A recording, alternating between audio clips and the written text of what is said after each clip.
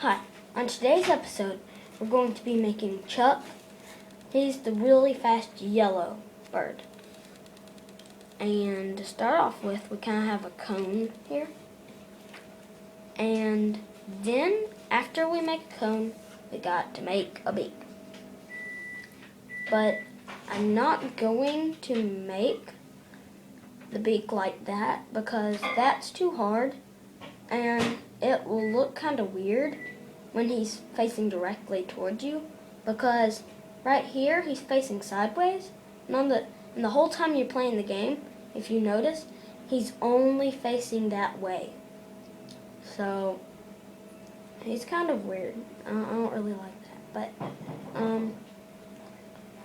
his beak looks sort of like that. Well, the one that I'm gonna make. And that's his beak. Like,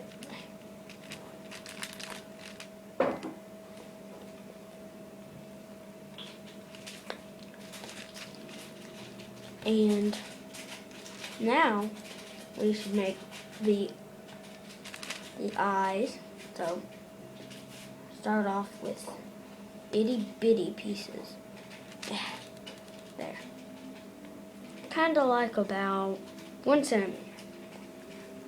And we put them right here.